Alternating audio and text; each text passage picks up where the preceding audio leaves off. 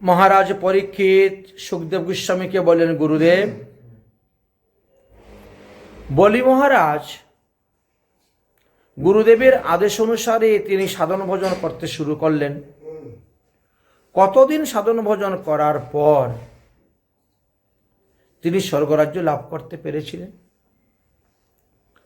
বললেন যে ভৃগুপুত্র শুক্রাচার্যের আদেশ অনুসারে বলি মহারাজ সুদীর্ঘদিন যাবৎ ব্রহ্মচর্য ব্রত পালন করে আর তিনি হরিভজন করতে শুরু করলেন। সাধু সেবা, বৈষ্ণব সেবা, ব্রাহ্মণ সেবা করতে আরম্ভ করলেন। সাধুগণ তখন সবাই তিনার সেবায় সন্তুষ্ট হয়ে বিজয়ী ভব, বিজয়ী ভব, বিজয়ী ভব আশীর্বাদ দিতে শুরু করলেন। একদিন শুক্রাচার্য বললেন, হে বলিরাজ, তুমি একটা যজ্ঞ করো, তুমি একটি যজ্ঞ করো। এই যজ্ঞের নাম হলো বিশ্বজিৎ নামক যজ্ঞ। এই যজ্ঞটা যদি ঠিকভাবে হয় তাহলে যজ্ঞকুণ্ড থেকেই রথ বেরোবে, যজ্ঞকুণ্ড হইতে ঘোড়া বেরোবে, যজ্ঞকুণ্ড হইতে রথের সারথি বেরোবে, যজ্ঞকুণ্ড হইতেই সিংহ চিহ্নিত ধ্বজ বেরোবে, যজ্ঞকুণ্ড হইতেই সোনার ধনুষ, সোনার বাণ, অক্ষয়, কবচ, তুন ইত্যাদি বেরোবে। অতএব তুমি এই যজ্ঞটা করো। তখন তিনি এই যজ্ঞের ব্যবস্থা করলেন। শুরু হলো যজ্ঞ। যজ্ঞ হওয়ার পরে সেই সমস্ত দ্রব্য ঠিক উঠল। ওই সমস্ত দ্রব্যকে ব্যবহার করে তিনি অমরাবতী আক্রমণ করার জন্য গেলেন। অমরাবতী আক্রমণ করতে গেলেন। তিনি অমরাবতী জয়লাভ করে ফেললেন। জয়লাভ করে তিনি স্বর্গরাজ্য দখল করে বসে গেলেন। দেবতারা তখন বিতাড়িত হয়ে গেলেন স্বর্গ থেকে, এমন শক্তি লাভ করলেন। এইবার বললেন, গুরুদেব, কি করলে পরে দেবতারা আর কোনোদিন আমাদের কাছ থেকে স্বর্গরাজ্য নিতে পারবে না? বলে, তার জন্য তোমাকে 100টা বিশ্বজিৎ যজ্ঞ করতে হবে। একটা যজ্ঞ করে তোমার এতটা লাভ হয়েছে, তো এইভাবে 100টা যজ্ঞ যদি করতে পারো তাহলে কোনোদিনও আর নিতে পারবে না। তাহলে গুরুদেব আরম্ভ করেন যজ্ঞ। কোথায় করলে ভালো? নর্মদা নদী। নর্মদা নদীর তটে ভৃগুকুচ্ছ নামক একটি স্থান আছে, অতি পবিত্র স্থান, উত্তম স্থান। ওইখানে যজ্ঞ আরম্ভ করা হোক। কিন্তু একটা নিয়ম আছে এই যজ্ঞের। তুমি 100টা যজ্ঞের সংকল্প করতেছ, 100টা যজ্ঞ পূর্ণ না হওয়া পর্যন্ত যখন যে যা চাইবে তাই তোমাকে দিতে হইবে। কেউ যদি তোমার প্রাণ ভিক্ষা চায় তাও দিয়ে দিতে হবে। হ্যাঁ, এটাই তো কথা। এই যজ্ঞের নিয়মই এটা, যে যাহা চাইবে তোমাকে তাই দিতে হবে। এই যজ্ঞের নিয়মটাই বিশাল কঠিন নিয়ম এই যজ্ঞের। কিন্তু তিনি তথাপিও রাজি হয়ে গেছেন। ঠিক আছে, আমি 100টা যজ্ঞ করব। যজ্ঞ আরম্ভ হয়ে গেছে। কথাগুলো তো চতুর্দিকে প্রকাশ হয়ে গেছে।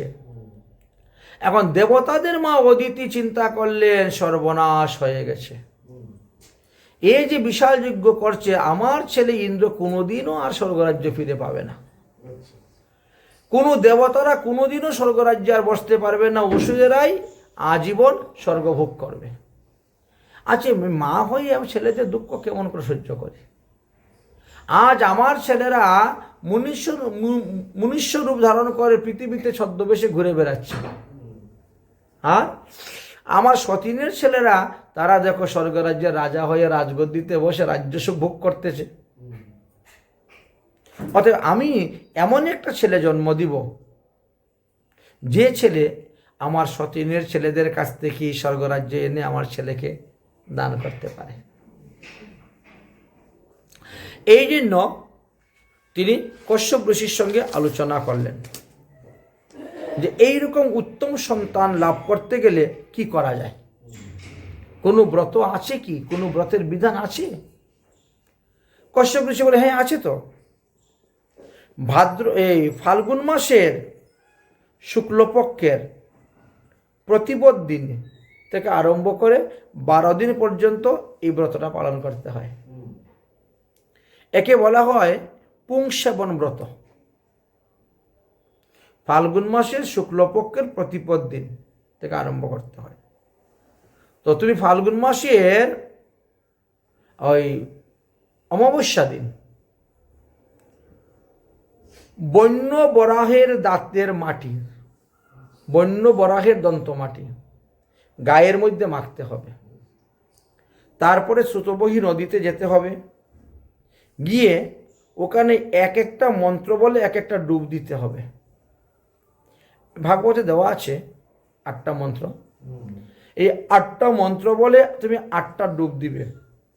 দেওয়ার পরে তুমি সংকল্প মন্ত্র পাঠ করে ওখান থেকে আসবে। ওই সংকল্প নেওয়া হয়ে গেল। এবার নিয়ম কি? নিয়ম হলো এই 12 দিন শুধু তোমাকে দুধ খেয়ে থাকতে হবে, দুগ্ধপান। এই জন্য এটাকে পয়ব্রত বলা হয়। আর কিছু খেতে পারবে না। এবং এই যজ্ঞের আরো বিশেষ নিয়ম আছে। সমস্ত নিয়ম নীতি বিধি বিধান পূজার কথা সব বলে দিলেন। দ্বাদশী শেষ হয়ে গেল 12 দিনের ব্রত। ত্রয়োদশী দিন সকালবেলা তুমি ঠাকুর পূজা করে, ঠাকুরের রান্না করে ভোগ দিয়ে ব্রাহ্মণ বৈষ্ণবদেরকে ভোজন করানোর পর তুমি নিজে ভোজন করবে, ব্রতটা ভাঙবে। এটা 12 দিনের ব্রত। যদি ঠিক ঠিক বিধিবিধান অনুসারে তুমি এই ব্রত করতে পারো, তাহলে 12 দিনের মধ্যেই ভগবান সন্তুষ্ট হয়ে যাবেন এবং তোমার কাছে আসবেন এবং তোমাকে দেখা দিবেন, দর্শন দিবেন। তোমার মনোবাঞ্ছিত বর তিনি তখন বলে চাও। তুমি তখন মনোবাঞ্ছিত বর প্রার্থনা করবে, তোমার মনে যে বাসনা কামনা। কশ্যপ ঋষির মুখে এই সমস্ত কথা শুনে তিনি একেবারে রাজি হয়ে গেলেন। তাহলে আর অপেক্ষা নেই, আমি এটা করবই করব। ঠিক আছে, কশ্যপ ঋষির আদেশ অনুসারে ব্রত শুরু করে দিলেন। ব্রত করতে করতে 12 দিন হয়ে গেল। 13 দিনের দিন ব্রাহ্মণ বৈষ্ণব সেবা করাও হয়ে গেল। কিন্তু ভগবান তো এখনো আসেন নাই, দর্শন দিচ্ছেন না। এখন মনের মধ্যে চিন্তা, হয়তো আমার কোনো ভুল উটি হয়েছে বা কোনো ত্রুটি হয়েছে, ব্রত ঠিক ঠিক হয় নাই, এই জন্য ভগবান আসছেন না। তো আমরা যদি ভগবানের সেবা দিতে গিয়ে ভুল ত্রুটি যা কিছু হয় ক্রিয়া মুদ্রার, শেষে আমরা ভগবানের নাম করি, ভগবানের কাছে প্রার্থনা করি, আমরা অপরাধ খণ্ডে। তো ঠিক তেমনিভাবে তিনিও অপরাধ মার্জনের জন্য অনেক স্তুতি ভক্তি প্রার্থনা করেছেন। করার পরে ভগবানকে বলছেন, দর্শনে দাও ভগবান, ও না তো মেরা আকিয়া প্যাসি রে। দর্শনে দাও ভগবান, দর্শনে দাও ভগবান, ও না তো মেরা আকিয়া প্যাসি রে। দর্শনে দাও ভগবান, मन मंदिर का ज्योति जगा दो, घट घट बासी रे। दर्शन दाओ भगवान, और ना तो मेरा आकिया प्यासी रे। दर्शन दाओ भगवान,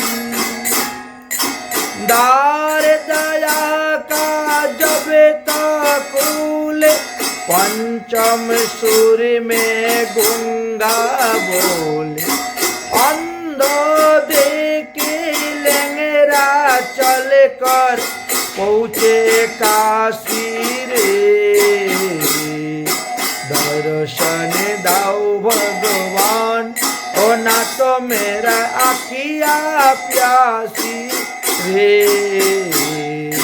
दर्शन दाओ भगवान। এইভাবে তিনি ভগবানকে স্তুতি করতে শুরু করেছেন।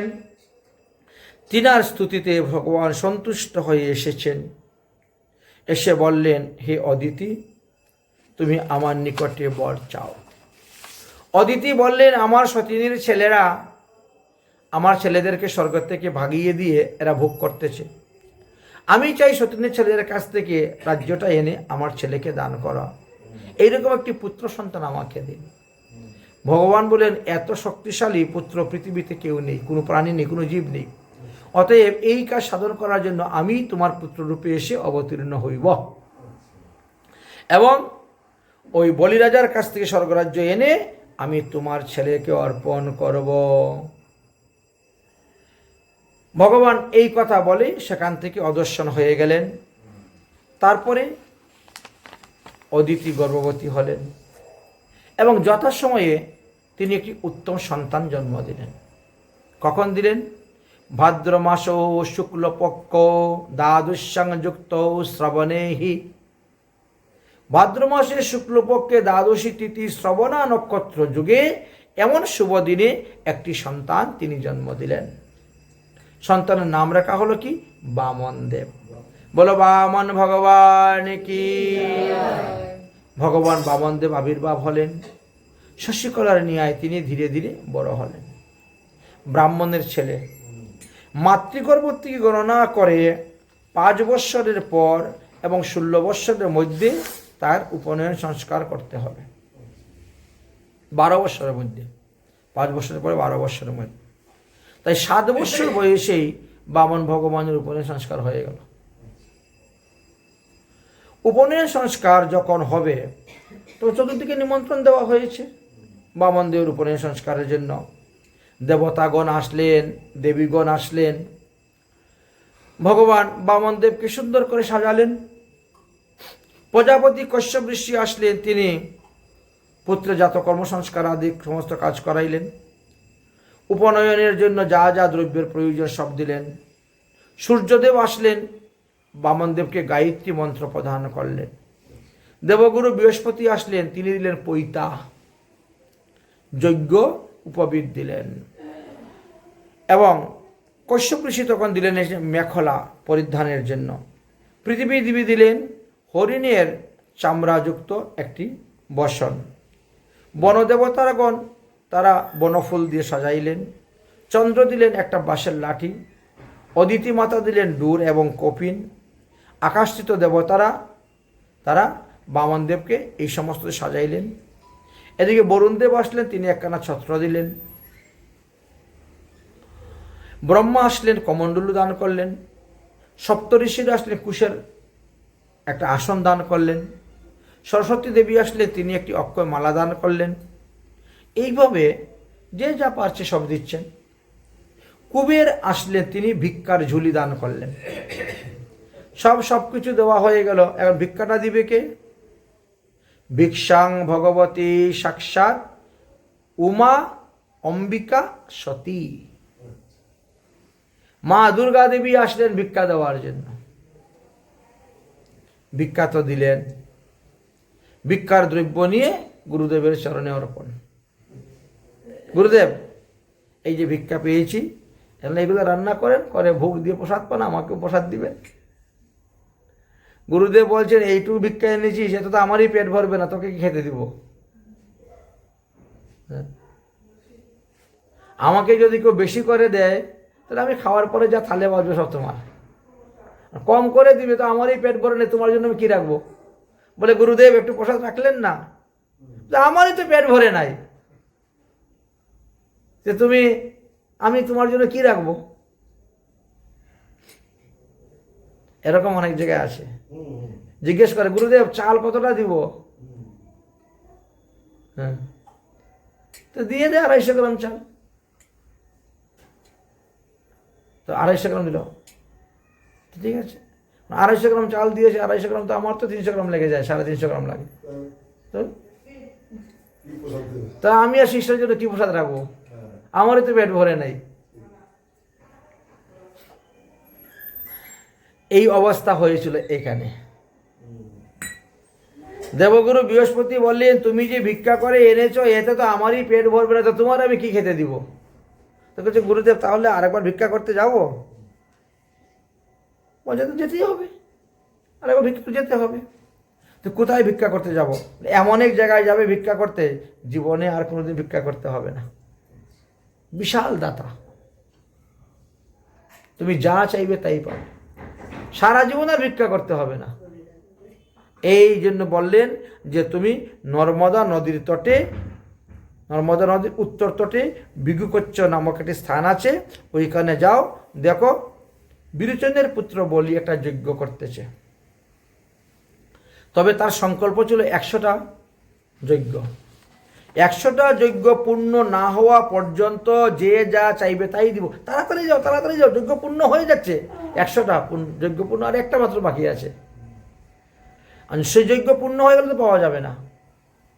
গুরুদেব আমি যে রাস্তা চিনি না। বলছে, আমি তোমার সঙ্গে 5 জন ব্রাহ্মণ দিয়ে দিচ্ছি রাস্তা চিনিয়ে নিয়ে যাওয়ার জন্য, কারণ এরা অনেকবার গিয়েছে, অনেক দান দক্ষিণা নিয়ে এসেছে, এই জন্য যাও। 5 জন ব্রাহ্মণকে দিয়ে দিলেন। রওনা হচ্ছেন। ভগবান চরণে কাঠের খড়ম, হাতের মধ্যে কমণ্ডলু, বগলে কুশাসন, মাথায় ছাতা, যাচ্ছেন। বামনদেব যখন যাচ্ছেন একেবারে 10 দিক আলোকিত করে যাচ্ছেন, বিশাল চাঁদ। যে দেখতে সেই মনে করছে মনে সাক্ষাৎ সূর্যদেব মনে আসতেছেন, এত সুন্দর রূপ। ধীরে ধীরে ধীরে ধীরে একেবারে বলিরাজে সেই সভাতে গিয়ে উপস্থিত হয়ে গেছেন। বলিরাজার যে প্রহরীগণ ছিল তারা গিয়ে সংবাদ দিয়েছেন, এক ব্রাহ্মণ কুমার এসেছেন ভিক্ষা নেওয়ার জন্য। এসেছেন, এসে ব্রাহ্মণ কুমারকে দেখে দণ্ডবোধ প্রণাম করে বললেন, হে বালক, বলো তুমি কি চাও? বলছে, তাহলে প্রতিজ্ঞা করো, আমি যাহা চাইব তাহা দিব, তুমি প্রতিজ্ঞা করো। তখন তিনি প্রতিজ্ঞা করে নিলেন, ঠিক আছে তুমি যা চাইবে তাই দেব। তখন ভগবান বললেন, আমাকে 3 পাদ ভূমি দান করো। তিনি বলছে, ঠিক আছে ঠিক আছে, তাহলে আপনাকে 3 পাদ ভূমি আমি দিব। আর এই কথাটা যখন বলছেন তখন শুক্রাচার্য এসে উপস্থিত, শুনে ফেলছেন। শোনার পরে শুক্রাচার্য বাধা দিলেন, খবরদার, দিবি না। এই ছেলেটাকে তুই চিনিস? বলে, না আমি তো চিনি না। ব্রাহ্মণের ছেলে, আমার তো চিনার কি দরকার, দান নিতে আসে, নে বাবা দান নিয়ে যা। বলে, না, ইনি ভগবান বিষ্ণু, দেবতাদের কার্যসিদ্ধি করার জন্য তোমার কাছে এসেছেন, অতএব এর সঙ্গে কথাবার্তা বলতে খুব সাবধান। গুরুদেব, কথাবার্তা তো হয়ে গেছে। কি কথা হয়েছে? উনি বলছেন ওনার পায়ে 3 পাও ভূমি মেপে দেওয়ার জন্য। আমি বলছি তো তাই হবে, দিয়ে দিব। আসলে দেখো, উনি যেমন ছোট তেমন বুদ্ধিটাও ছোট। 3 পা ভূমি নিয়ে কি করবে বলেন তো? হ্যাঁ, তারপরে পাগুলো কি ছোট ছোট। আরে আমার পায়ে মেপে দিলে তো একটু বড় বড় হতো, তাও না, বলছে 3 পা ভূমি হলে। আমি লোভী ব্রাহ্মণ নয়। শুক্রাচার্য বলছে, ওরে তুই জানিস না, ইনি তো সেই, ওই যে তোমাদের অমৃত সমুদ্র মন্থনের সময়, অমৃত বন্টনের সময় যে বিষ্ণু মোহিনী রূপ ধারণ করে তোমাদেরকে বঞ্চনা করেছিল, এই সেই বিষ্ণু। এখন তো এইটুকু বামন ছেলে, যখন ত্রিবিক্রম হবে তখন তুমি 3 পা ভূমি দান করার মতো কোনো জায়গায় দিতে পারবে না। এখন প্রতিজ্ঞাবদ্ধ হয়ে যদি দানের না দিতে পারো তখন তো তোমাকে নরকে গমন করতে হবে। তার থেকে বরং তুই এখন মিথ্যে কথা বল,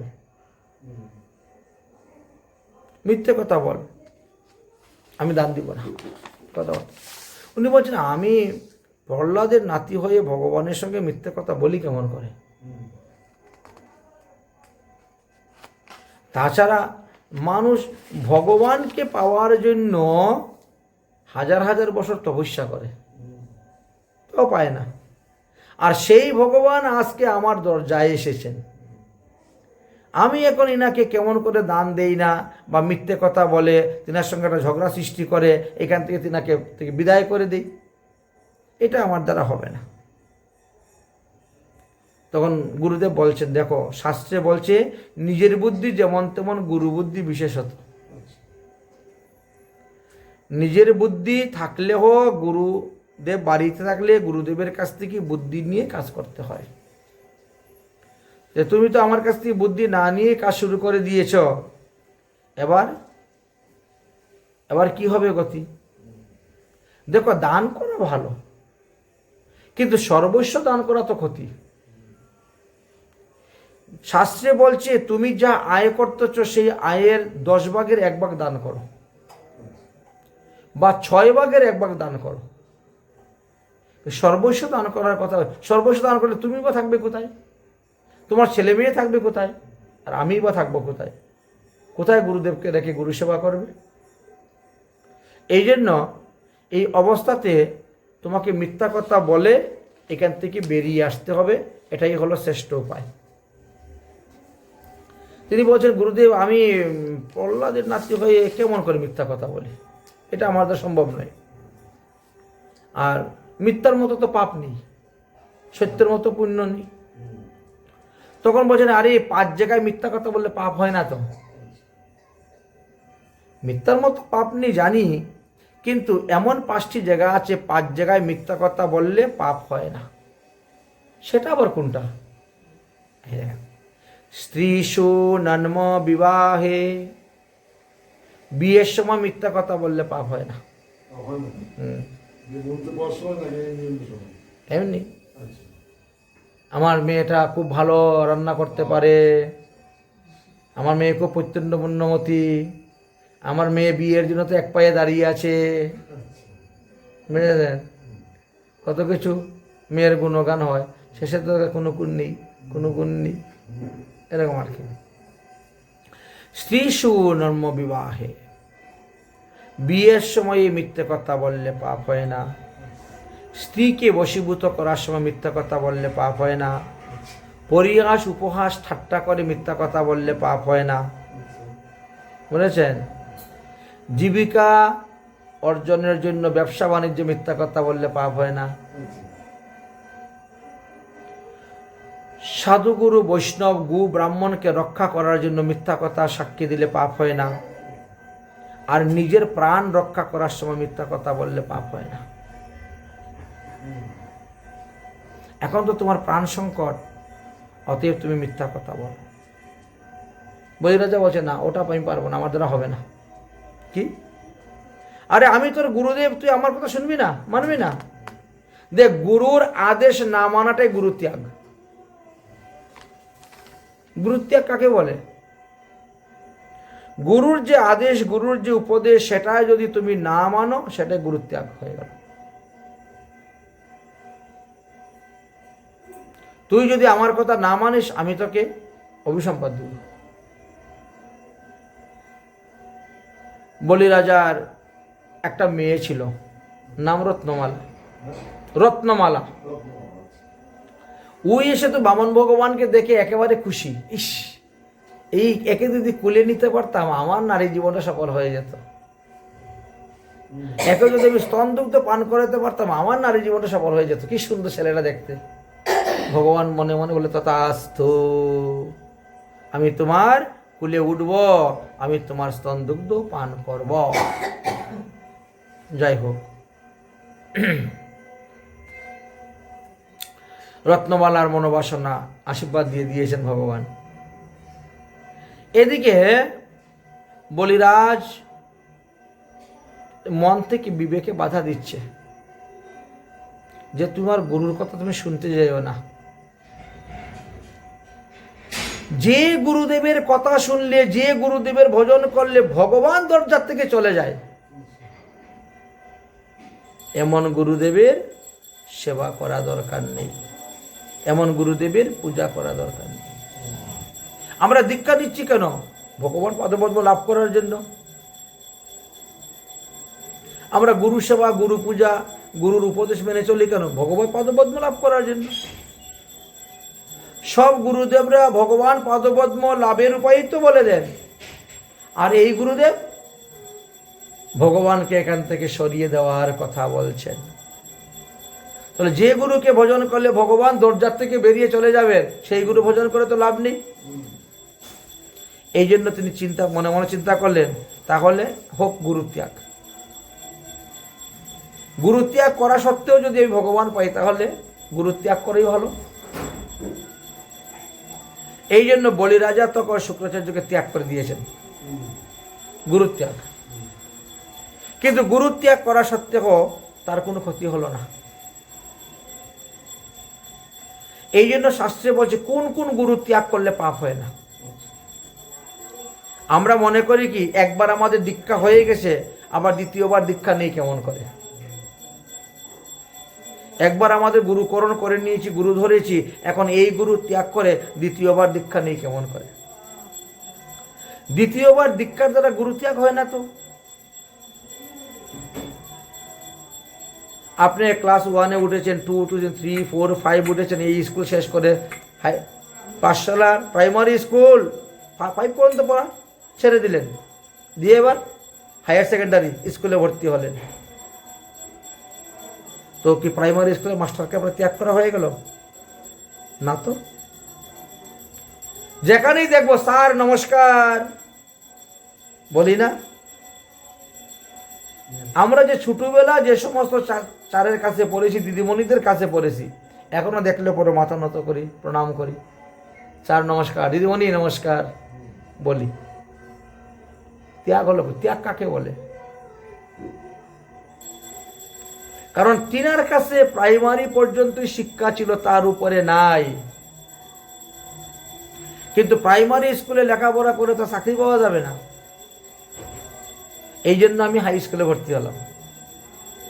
তাই বলে প্রাইমারি স্কুল শিক্ষক ত্যাগ হয়ে গেল? কখনো না।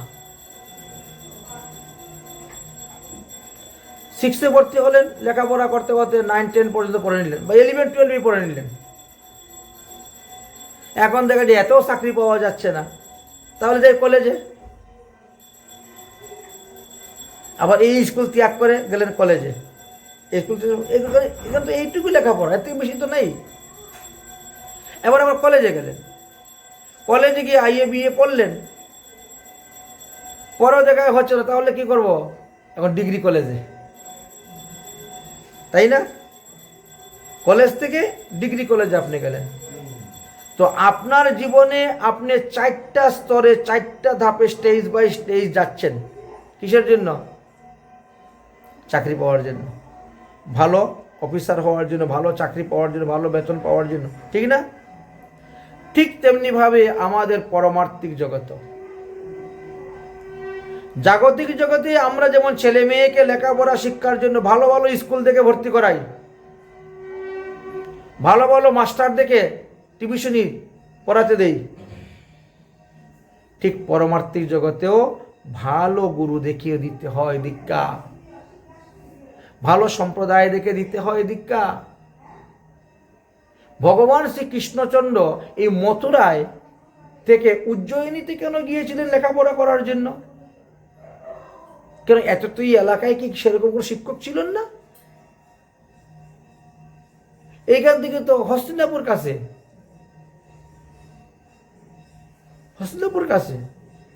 তো হস্তিনাপুরে তো কত ছিলেন, পঞ্চপাণ্ডবরা তো গুরুকুলে শিক্ষা লাভ করেছেন। ব্রজেতে ছিলেন না গর্গাচার্য? তো এখানে লেখাপড়া না শিখে তিনি উজ্জয়িনীতে কেন গেলেন? আমরা যেমন আমাদের ছেলে মেয়েকে অনেকে বিদেশে পাঠাচ্ছে লেখাপড়া শেখার জন্য, ঠিক তেমনিভাবে পরমার্থিক জগতের দিকেও কিন্তু আমাদের সেইভাবেই সৎ সম্প্রদায়ের অন্তর্ভুক্ত সদ্গুরুদেবের কাছ থেকেই ছেলে মেয়েদেরকে দীক্ষা নেওয়াইতে হয়, দিতে হয়, যেখানে সেখানে নেই। এই জন্য ওটাকে গুরুত্যাগ বলা হয় না। আমরা এটা ভুল সিদ্ধান্ত মনে করি। আমাদের মূল উদ্দেশ্য হলো ভগবান পাদপদ্ম লাভ করা। ভগবান পাদপদ্ম লাভ করতে গিয়ে আমরা গতকালকে গৌরকিশোর শিরোমণিদাস বাবাজির জীবনী বলেছিলাম, যিনি তিনার জীবনে 4 জন গুরু ধরেছিলেন। 2 জন 2 বার দীক্ষা নিয়েছেন,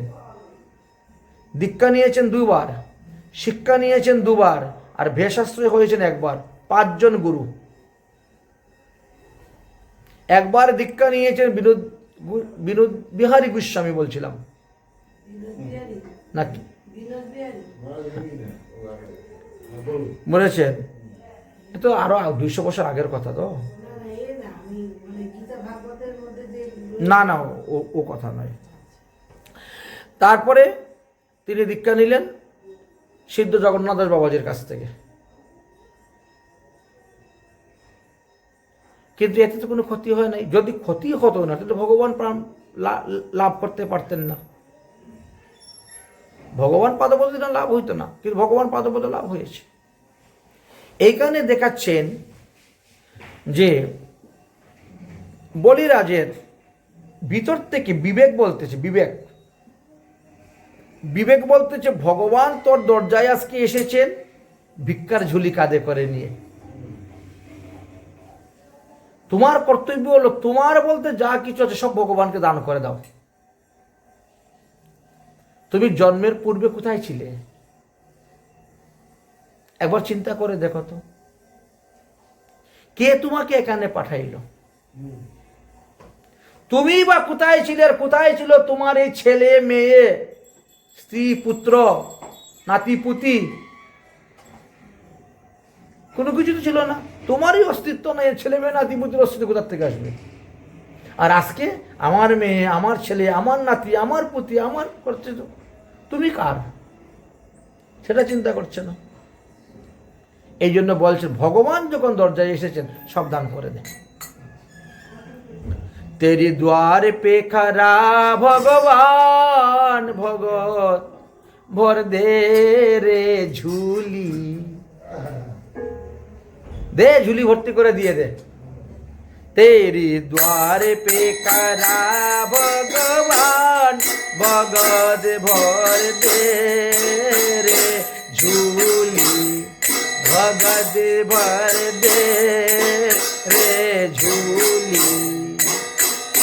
तेरी होगा बेरा ये सन, तेरी होगा बेरा ये सन, कि जुगो जुगो रहेगी तेरी निशान, भगत भर दे रे झूली।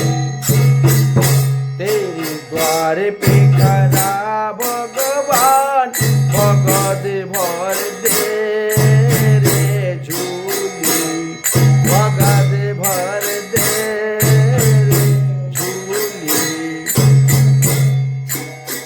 आज लूटा दे तेरी सर्वस्व अपना,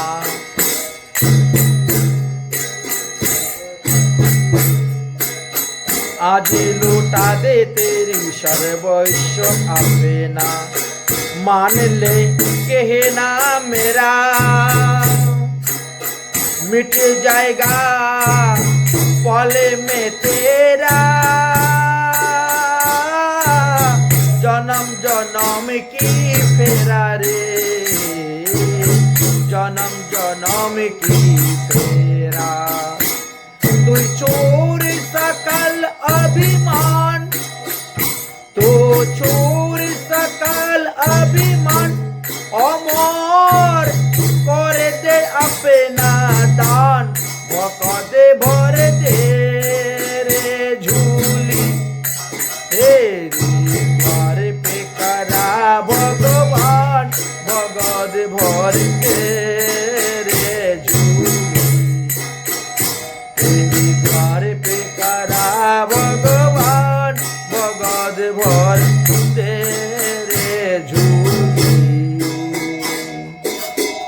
বিবেক কি বলছে? তেরি দ্বার পে খাড়া ভগবান ভগত ভর দে ঝুলি, ঝুলি বলি দিয়ে দে। এই জন্য তিনি গুরু ত্যাগ করে দিলেন। শুক্রাচার্য রাগ করে চলে গেলেন। শুক্রাচার্য যখন চলে গেলেন, বামন ভগবান বলছেন আমি আর দেরি করতে পারছি না, তুমি তাড়াতাড়ি করে 3 পাওয়া ভূমি দাও। বলি মহারাজ বলছে তাহলে আপনি 3 পাওয়া ভূমি মেপে নিয়ে নেন, আমি তো দেওয়ার জন্য প্রস্তুত। ভগবান বলছেন দান তো করবে বাবা, দানের আগে সংকল্প মন্ত্র পাঠ করতে হয়। সংকল্প মন্ত্র পাঠ না করে যদি দান করা যায় তাহলে সেই দানের 16 আনা ফল পাওয়া যায় না। বলি মহারাজ বলছেন আমি তো সংকল্প মন্ত্র জানি না। জানতেন তো আমার গুরুদেব, উনি তো ব্রাহ্মণের ছেলে, ভৃগু ঋষি পুত্র, তিনি তো জানতেন। এখন আমার গুরুদেব তো রাগ করে চলে গেছেন আমাকে ত্যাগ করে। এখন সংকল্প মন্ত্র কে পাঠ করবে, কেমন করে পাঠ করবো আমি তো জানি না। বামনদেব বলছেন আরে আমিও তো বামনের বাচ্চা, আমি কিন্তু সংকল্প মন্ত্র জানি। না, তিল, তুলসী, হরতকি, গঙ্গার জল, সাদা ফুল, সুপারি হাতে নিয়ে কোনো সংকল্প মন্ত্র পাঠ করতে নেই। তিল, তুলসী, গঙ্গার জল, হরিতকি সব কিছু নিলেন। গঙ্গা জল বলে যে আমার কমণ্ডলের মধ্যে আছে, কমণ্ডল থেকে যখন চেষ্টা করছেন জল তো পড়ছে না গঙ্গা জল, ওই শুক্রাচার্য কমণ্ডলের ভিতরে ঢুকে রাস্তা বন্ধ করে দিয়েছেন। ভগবান তো চতুর, বলছেন একটা কুশ নিয়ে খুচা মার, দেখবেন রাস্তা ক্লিয়ার হয়ে যাবে, জল পড়বে। যখন দিয়েছে শুক্রাচার্যের চোখ কানা হয়ে গেছে। শুক্রাচার্য তখন বেরিয়েছে, ভগবান তুমি বড় চতুর, হ্যাঁ তুমি বড় চালাকি করে আমার শিষ্যকে দিয়ে আমার চোখ কানা করালে, যাও আমিও কলিযুগে গিয়ে তোমার ধর্মকে কানা করব। এই শুক্রাচার্য কলিযুগে তিনি ধর্মকে কানা করার জন্য দশমী সংযুক্ত একাদশী ব্রত চালু করেছেন। এই পৃথিবীতে যারা একাদশী ব্রত করে যাচ্ছে তার মধ্যে শতকরা 80%, 70%, 80% লোকে দশমী সংযুক্ত একাদশী ব্রত করে। হ্যাঁ, দশমী বিদ্যা একাদশী নিষেধ, কিন্তু করে যাচ্ছে মানুষ। যখন থেকে দশমী লাগলো, যখন থেকে একাদশী লাগলো তখন থেকে ব্রত করে। এই যে মনে করেন আজকে অমাবস্যা, আচ্ছা যদি কোনো কারণবশত আজকের অমাবস্যাতে ব্রত থাকতো তাহলে অনেকেই আজকে ব্রত করত, ঠিক না? কিন্তু করা যাবে না। কেন? সকালে 7:38 পর্যন্ত চতুর্দশী আছে। হ্যাঁ, তারপরে না অমাবস্যা লেগেছে, এই জন্য ব্রত করা যাবে না। এইভাবে দশমীর নিয়ম আছে। দশমী বিদ্যা একাদশীতে ব্রত করতে নাই, কিন্তু লোক করে যাচ্ছে। তো এইরকম কিছু কিছু স্থানে দেখা যায়। এগুলি শুক্রাচার্যের প্রচলিত ধর্ম। বামন ভগবান এক পাও দিয়ে সপ্ত স্বর্গ নিয়ে নিলেন, শরীর দিয়ে পৃথিবীকে নিয়ে নিলেন, আরেক পাও দিয়ে সপ্ত স্বর্গ নিয়ে নিলেন। সপ্ত পাতাল সপ্ত স্বর্গ পৃথিবী নেওয়া হলো। যখন ত্রিবিক্রম রূপ ধারণ করলেন তখন বলিরাজের কন্যা রত্নমালা বলছে, ওরে বাবা, হে তো দেখি বিশাল মায়াবী। আগে দেখলাম এইটুকু ছোট্ট বালক ছেলে, দেখে এত মায়া লেগেছিল, কিন্তু দেখি বিশাল মায়াবী। ভগবান ত্রিবিক্রম বলছেন, বলিরাজ তুমি 3 পাও ভূমি দান করবে বলে আমাকে কথা দিয়েছিলে, প্রতিজ্ঞাবদ্ধ ছিলে। 3 পাও ভূমি তুমি আমাকে দিতে পারলে না, 2 পাও ভূমির দ্বারাই আমি সব নিয়ে নিলাম।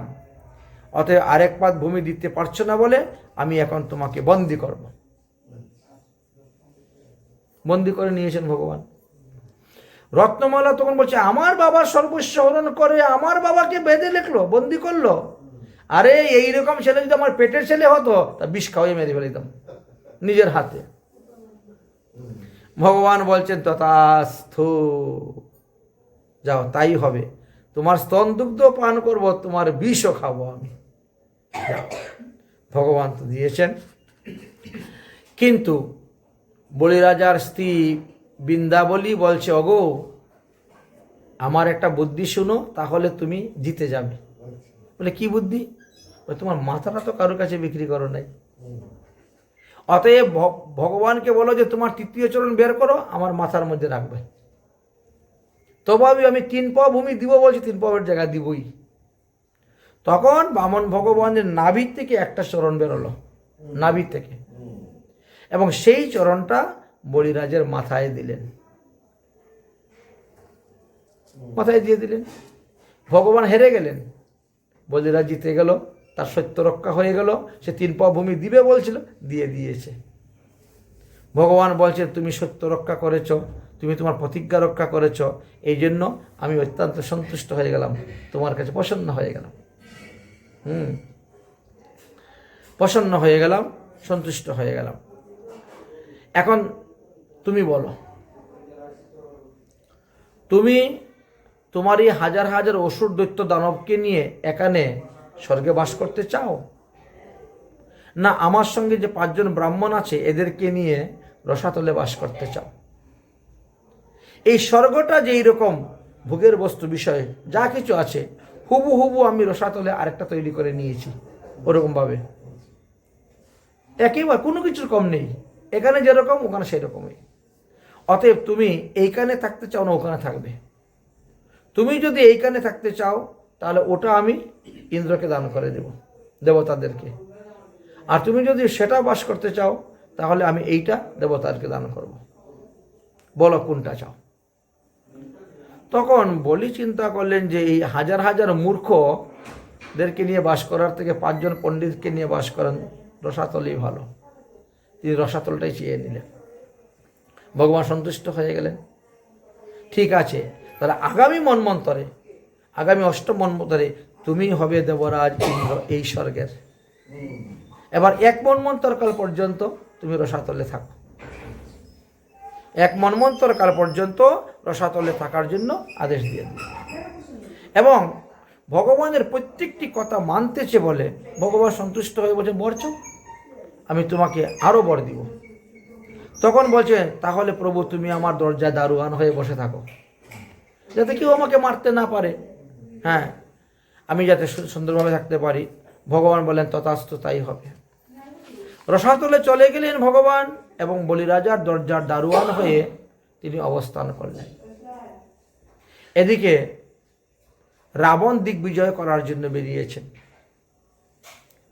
এবং রাবণ দিগ্বিজয় করতে করতে করতে করতে তিনি বলিরাজার রাজ্যে এসেছেন যুদ্ধ করার জন্য। বামন ভগবান দরজার দারোয়ান বলছেন যে আগে তুমি আমার সঙ্গে যুদ্ধ করো, যুদ্ধ করে যদি আমাকে পরাজিত করতে পারো তাহলে ভিতরে গিয়ে তুমি রাজার সঙ্গে যুদ্ধ করবে। বামন ভগবানের সঙ্গে রাবণের যুদ্ধ হলো। সেই যুদ্ধে রাবণ পরাজিত হলেন। ভগবান এমন জোরে লাথি মেরেছিলেন রাবণকে আবার লঙ্কায় পড়ে গেছে। তখন চিন্তা করলো যার দারোয়ানের শরীরে এত শক্তি, তাহলে না জানি তার রাজার শরীরে কত শক্তি আছে। সেই ভয়ে আর তিনি আসলেন না। এদিকে মা লক্ষ্মী দেবী বড় চিন্তার মধ্যে পড়ে গেছেন। যে কার্য সিদ্ধি করার জন্য ভগবান বিষ্ণু অদিতির পুত্র রূপে বামন রূপে অবতীর্ণ হয়েছে সেই কার্য তো হয়ে গেছে। দেবতাদেরকে স্বর্গরাজ্য দেওয়া হয়ে গেছে, ইন্দ্রকে দেওয়া হয়ে গেছে, কিন্তু আমার প্রভু কেন এখনো আসছেন না ফিরে? একটা বিশাল চিন্তার মধ্যে পড়ে গেলে একদিন দেবর্ষী নারদ হরিগুণগান করতে করতে গিয়ে উপস্থিত হয়েছেন বৈকুণ্ঠে। মা লক্ষ্মী বলছেন তোমার প্রভুর খবর কি? তিনি কেন এখনো আসছেন না? আবার কোথায় গেলেন? কোন কার্য, কোন লীলা করতেছেন? নারদমুনি বললেন মাগো, যদি কেউ কারু সর্বস্ব হরণ করে নেয় তাহলে সে তার কাছে ঋণী হয়ে যায়। সর্বস্ব হরণ করে নিয়ে, আর বলিরাজার তো সর্বস্ব হরণ করে নিয়েছেন, এই জন্য বলিরাজার কাছে তিনি ঋণী হয়ে গেছেন। আর তার ঋণ শোধ করার জন্য তার দরজার দারোয়ান হয়ে আছেন। আমাদের বড় বড় টাকা পয়সা যারা মালিকরা সিকিউরিটি গার্ড একটা রেখে দেয় দরজার সামনে, হ্যাঁ, ঠিক তেমনিভাবে ভগবানও বলিরাজার ওখানে ওভাবে ছিলেন। মা লক্ষ্মী চিন্তা করলেন আমার স্বামীকে আমি ওর কাছ থেকে ফিরিয়ে নিয়ে আসব, বুঝেছেন? আমার স্বামীকে আমি যেন তেন প্রকারেণ ওখান থেকে ফিরিয়ে নিয়ে আসব। এই জন্য লক্ষ্মী দেবী বড় চিন্তার মধ্যে পড়ে গেলেন, কিভাবে তিনি ফিরিয়ে আনবেন, কিভাবে ফিরিয়ে আনবেন, বড় চিন্তার মধ্যে পড়ে গেছেন। চিন্তা করতে করতে করতে করতে লক্ষ্মী দেবীর মাথার মধ্যে একটা বুদ্ধি আসলো এবং তিনি ঝুলন পূর্ণিমা দিবসে ওই যে লাল আর হলুদ রঙের সুতা, হ্যাঁ, লাল আর হলুদ সুতা হাতে করে নিয়ে ওই রসাতলে গিয়ে উপস্থিত হয়েছেন। দাদা, ও দাদা, দাদা ঘরে আছো নাকি? বলি রাজা বেরিয়েছেন, আমাকে আবার কে দাদা দাদা বলে ডাকে, বুঝেছেন? দেখি কোথাকার বোন এসেছে, মামাত্ম বোন, কাকাত্ম বোন, পিসাত্ম বোন, জেঠাত্ম বোন, মশাত্ম বোন, আমাদের আছে না কত রকম। তুমি কে গো? আমি তো তোমাকে চিনতে পারছি না, তুমি আমাকে দাদা দাদা বলে ডেকে ডেকে আমার ঘরে ঢুকতেছ। বলছেন, আমি হলাম তোমার ধর্মের বোন, তুমি আমার ধর্মের ভাই, তো বলো কি চাও? আর আমি চাইতে আসি নাই, আমি দিতে এসেছি। কি দিবে? বলে আজকে হলো ঝুলন পূর্ণিমা তিথি, অতি উত্তম দিবস। আজকের এই দিবসে যার হাতে এই লাল হলুদ সুতাটা বেঁধে দেওয়া হবে, তার ঘরে লক্ষ্মী অচলা হয়ে থাকবেন। সবাই তো লক্ষ্মীকে বেঁধে রাখতে চায়, লক্ষ্মী অচলা হয়ে থাকবে, লক্ষ্মী কখনো এর ঘর থেকে যাবেন না। যতদিন পর্যন্ত এই সুতা আপনার হাতে থাকবে ততক্ষণ কোনো অশুভ অমঙ্গল আসবে না, কোনো মহামারী আদি বিশেষ কোনো রোগ সুখ ব্যাধি হবে না। ও তো ভালো তো, আচ্ছা এমনটা শুনলে কে না হাত বাড়াবে? বলি রাজা তো হাত বাড়িয়ে দিয়ে দিয়েছেন, দাও তাহলে। এখন লক্ষ্মী দেবী বান্ধে দিলেন, জনবদ্ধ বালি রাজা দানবেন্দ্র মহাবল, হ্যাঁ, তেন অনুবদ্ধা মিক্তাং রক্ষক মা চলো মা চলো, একেবারে বেঁধে দিলেন। বেঁধে দিয়েছেন। এখন বলি তো খুব সন্তুষ্ট প্রসন্ন, আরে বোন তুই আমার এত উপকার করলি, আচ্ছা আজকে মাত্র ভাই বোন সম্পর্ক পাতা হলো, আর আজকে বোনে আমার এতটা উপকার করে দিল। তা কেউ যদি উপকার করে তা উপকার স্বীকার করতে হয়। কেউ যদি আপনার জন্য হাঁটু জলে নামে, তা আপনার কর্তব্য তার জন্য কোমর জলে নামার, এটা উচিত। তো বলছে, বোন তুই তো আমার অনেকটা উপকার করলি, অনেক কিছু করলি, তো আমি তোকে কি দিব বল? লক্ষ্মী দেবী বলছে, তাহলে প্রতিজ্ঞা করো, আমি যা চাইবো তাই দিব। বলছে ঠিক আছে, প্রতিজ্ঞা করলাম, তুমি যা চাইবে আমি তাই দিব। বলে তাহলে তোমার যে দারোয়ানটা আছে না, ওর সঙ্গে বিয়ে দিয়ে আমাকে দারোয়ানকে দিয়ে দাও, দারোয়ানকে দিয়ে দাও। বলেছেন, ওকে আমার বড় পছন্দ হয়েছে। তখন বলি রাজা তাই করলেন। এই তো ভগবানকে লক্ষ্মী দেবী বলি রাজার কাছ থেকে মুক্ত করে নিয়ে চলে গেলেন নারায়ণকে। সেই থেকে আমাদের এই রাখি বন্ধন উৎসব প্রথা আরম্ভ হয়েছে, বুঝেছেন? এ কিন্তু অনেক আগের থেকে আরম্ভ হয়েছে। হ্যাঁ, কিন্তু চলে গেল ভগবান এক অংশে সর্বদা বলিরাজার কাছে আছেন। বলিরাজ এত বড় একজন দানবেন্দ্র ছিলেন যে সে ভগবানকে সর্বস্ব দিয়ে দিয়েছিল। সে নিজেকে কি মনে করত, আমি হলাম কুকুর, তুমি হলে ঠাকুর, কারণ তোমার উচিষ্ট প্রসাদ খেয়ে আমি বেঁচে থাকবো। আমরা ভগবানের প্রসাদ খাই, এই জন্য বলছে তুমি হলে ঠাকুর আর আমি হলাম কুকুর। কুকুরের কাজ হলো প্রভুকে রক্ষা করা, এই জন্য ইত্যাদি। প্রভু সর্বস্ব তোমার চরণে সপিয়া পড়েছি তোমার ঘরে। প্রভু সর্বস্ব তোমার চরণে সপিয়া পড়েছি তোমার ঘরে। আমি পড়েছি তোমার ঘরে। তুমি তো ঠাকুর আমি তো কুকুর তুমি তো ঠাকুর, আমি তো কুকুর বলিয়া জানিও মোরে, বলিয়া জানিও মোরে। বাদিয়া নিকটে আমারে পালিবে, রহিব তোমার দ্বারে। আমি প্রতিবজনারে আসিতে না দিব, রাখিব গরের পারে, রাখিব গরের পারে। তব নিজ জন প্রসাদ সেবিয়া, উচিষ্ট রাখিবে যাহা।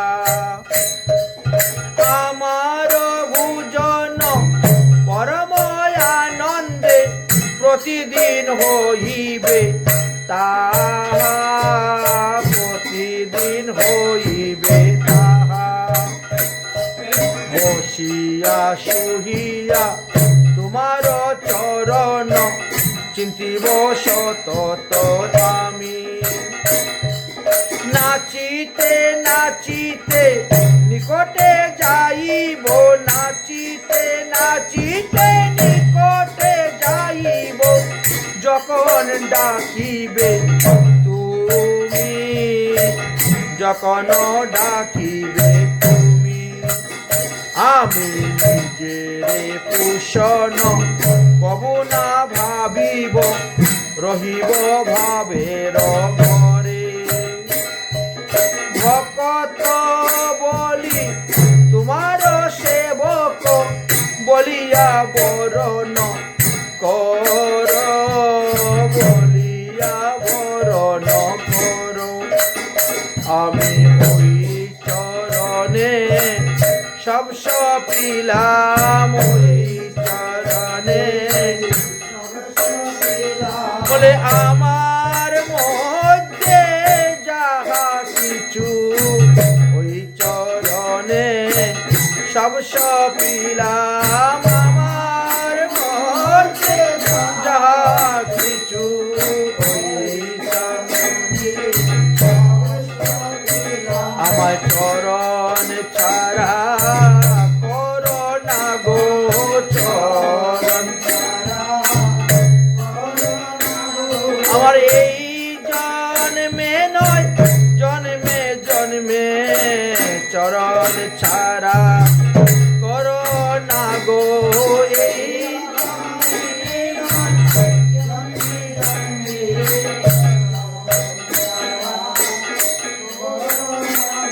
আমি মিনতি জানাইয়ে রাখি,